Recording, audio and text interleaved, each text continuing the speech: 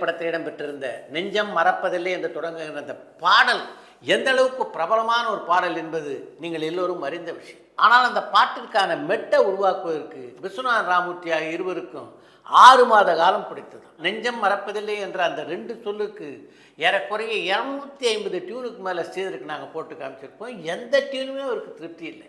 ஒரு நாள் திடீரென்று எனக்குள்ளே ஒரு மெட்டு தோன்றியது. அதை ஸ்ரீதர்கிட்ட வாசித்து காண்பித்தேன். அவருக்கு அந்த மெட்டு ரொம்ப பிடித்திருந்தது. அப்படி உருவானது தான் நெஞ்சம் மறப்பதில்லை என்று தொடங்குகிற அந்த பாட்டு. அந்த பாடல் ரசிகர்கள் மத்தியிலே மிகப்பெரிய வெற்றியை பெற்றது என்றால் அதுக்கு மிக முக்கியமான காரணம் அந்த பாடலை பி. சுசீலா பாடியிருந்த விதம். அவங்க பாடியதால் தான் அந்த படம் அந்த அளவுக்கு வெற்றி பெற்றது என்று கூட நான் சொல்வேன் என்று ஒரு பத்திரிகை பெட்டியிலே பதிவு செய்திருக்கிறார் மெல்லிசை மன்னர் எம்.எஸ். விஸ்வநாதன். வாழ்க்கையில் நாம் பல முடிவுகள் எடுக்கிறோம். ஆனால் காலம் வேறு ஒரு முடிவு எடுக்கிறது. இறுதியில் பார்த்தீங்கன்னா காலம் எடுக்கின்ற முடிவுக்கு கட்டுப்படுகின்ற சூழ்நிலையில் தான் நாம் இருக்கோம். அதை பற்றி பேசுகின்ற ஒரு சம்பவத்தை தான் இன்று உங்களோடு நான் பகிர்ந்து கொள்ள இருக்கிறேன். திரைப்படங்கள் நடிக்கிறதுக்கு முன்னாடி நடிகை லட்சுமி சோனுடைய நாடகங்களில் தான் நடிச்சிட்டு இருந்தாங்க. அந்த நாடகங்களில் நான் நடித்தேன் அப்படின்லாம் சொல்ல முடியாது. என்னுடைய வசனத்தை பேசிவிட்டு சோ என்ன பேசுகிறார், அம்பி என்ன பேசுகிறார் என்று தான் நான் வேடிக்கையை பார்த்து கொண்டிருப்பேன். அதற்கு பின்னாலே ஒய்ஜிபியுடைய நாடகக்குள் நடிக்கக்கூடிய வாய்ப்புகள் எனக்கு கிடைத்தன என்னொரு பத்திரிகை பேட்டியிலே பதிவு செய்திருக்காங்க லக்ஷ்மி. இப்படி நாடகங்களில் நடித்து கொண்டிருந்த காலகட்டத்தில் தான் ஜீவனாம்சம் திரைப்படத்தில் நடிக்கக்கூடிய வாய்ப்பு லக்ஷ்மிக்கு கிடைத்தது. ஜீவனாம்சம் திரைப்படத்தில் லக்ஷ்மி ஏற்ற கதாபாத்திரம் இருக்கு. அது ஏறக்குறைய லக்ஷ்மியினுடைய கதாபாத்திரத்தை ஒத்ததாக இருந்தது. அதன் காரணமாகத்தான் தன்னுடைய அம்மா கிட்ட கூட கேட்காம அந்த படத்திலே நடிப்பதற்கு ஒப்புக்கொண்டாங்க லக்ஷ்மி. அந்த படத்தில் நடிக்க ஆரம்பித்ததுக்கு பின்னாலே ஒரு பத்திரிகை நிருபர் தொடர்ந்து நீங்கள் சினிமாவில் நடிப்பீங்களா என்று லக்ஷ்மியை பார்த்து கேட்டார். இல்லை, என்னுடைய திருமணத்துக்கு பின்னாலே நடிப்பை நான் விட்டு விடுவேன் என்று அந்த நிருபருக்கு பதில் சொன்னாங்க லக்ஷ்மி. இது நடந்தது பல வருடங்களுக்கு முன்னால். அதற்கு பின்னால் பார்த்திங்கன்னா லக்ஷ்மியுடைய வாழ்க்கையிலே பல திருமணங்கள் நடைபெற்று விட்டன. ஆனால் நடிப்பதை அவர் இன்று வரையிலே நிறுத்தவில்லை. இதையெல்லாம் பார்க்கும்போது நான் முதல்ல சொன்னேன், அது உங்களுக்கு நினைவு வருகிறதா? நாம் எத்தனையோ முடிவு எடுக்கிறோம், ஆனால் காலம் அது வேறு முடிவை எடுக்கிறது. நடிகர் திலகம் சிவாஜியை பொறுத்த வரைக்கும் அவர் ஒரு சீரியஸான மனிதர் அப்படின்றது தான் எல்லோருடைய பார்வையாகவும் இருக்கிறது. அவரோடு நெருங்கி பழகியவர்களுக்கு தான் அவர்கிட்ட எந்த அளவுக்கு நகைச்சுவை உணர்வு இருந்தது அப்படின்றது நன்றாக தெரியும். அப்படிப்பட்ட ஒரு சம்பவத்தை தான் இன்றைக்கு உங்களோடு நான் பகிர்ந்து கொள்ள இருக்கிறேன். சுமதி என் சுந்தரி படத்தினுடைய தயாரிப்பாளரான நாகசுப்ரமணியம் இருக்காரு.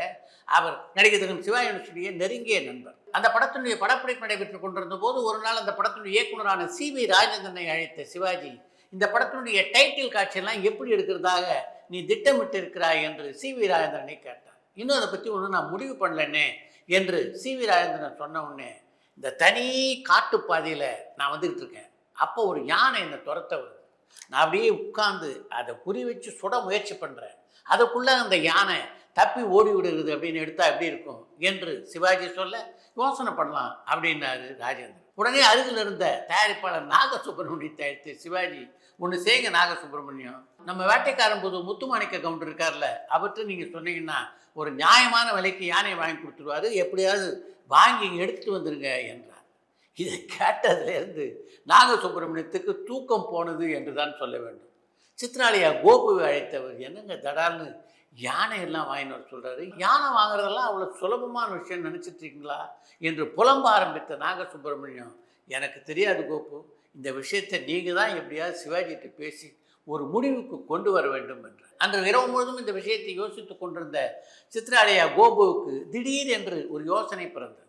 மறுநாள் காலை படப்பிடிப்பிலே சிவாஜியை சந்தித்த கோபு, அண்ணே இந்த படத்தினுடைய டைட்டில் விஷயமா நேற்று ஏதோ சி.வி. ராஜேந்திரன்ட்ட சொன்னீங்களாம், அவர் என்கிட்ட சொன்னார், அந்த காட்சியை பற்றி நான் யோசித்து பார்த்தேன், உங்கள் பேர் கணேசன், யானையும் எல்லாரும் கணேசன் அப்படின்னு தான் சொல்லுவாங்க. அப்படி இருக்கும்போது யானையை குறி வச்சு சொல்கிறதுக்கு நீங்கள் முயற்சி பண்ணுறதெல்லாம் அவ்வளோ நல்லா இருக்காதுன்னு என்றார். அவர் அப்படி சொல்லி முடித்தது தான் தாமதம். சிவாஜி கலகலவென்று சிரிக்க ஆரம்பித்து விட்டார்.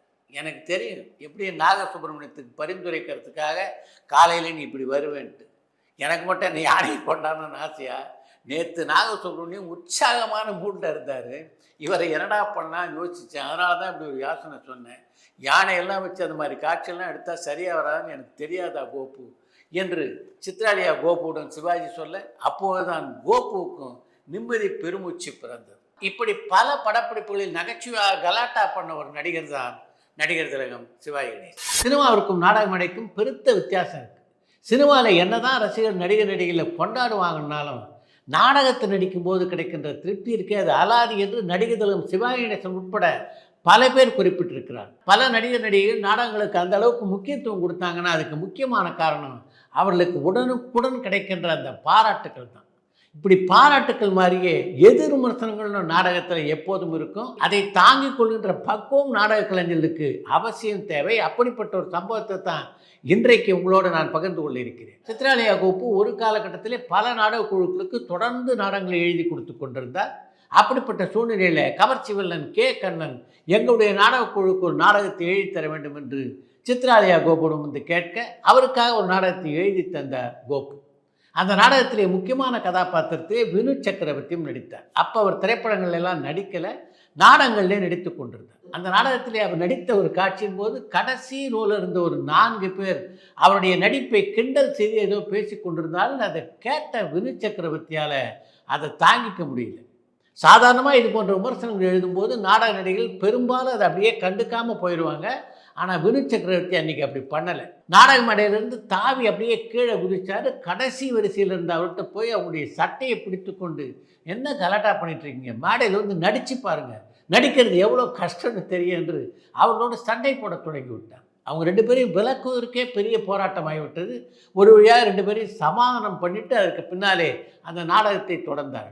நாடகத்தை தொடர்ந்தாலும் நாடக சபாக்கள் மத்தியிலே இது ஒரு மிகப்பெரிய பிரச்சனையாகி இனி அந்த நாடகத்தை நடத்த விடமாட்டோம் என்று அவர்கள் கொடி பிடிக்கின்ற அளவுக்கு அது போனது. சித்ராலயா கோபுவுக்கு நாடக சபாக்கள் மத்தியிலே மிகுந்த செல்வாக்கு இருந்ததுனால ஒரு வழியாக அந்த பிரச்சனையை பேசி முடித்தார் சித்ராலயா கோபு. நாடகங்களில் நடிக்கும்போது பாராட்டுகள் கிடைக்கிற மாதிரி இது போன்ற விமர்சனங்களும் எழத்தான் செய்ய அதை தாங்கிக் கொள்ளக்கூடிய பக்குவம் எல்லா நடிகர்களுக்கு வேண்டும் என்று ஒரு பத்திரிகையிலே பதிவு செய்திருக்கிறார் சித்ராலயா கோபு. தமிழிலே ஜெயலலிதா அறிமுகமான திரைப்படம் வெண்ணிராடை என்பதும் அந்த படத்துடைய இயக்குனர் புதுமை இயக்குனரான ஸ்ரீதர் என்பதும் நீங்கள் எல்லோரும் அறிந்த ஒரு விஷயம்.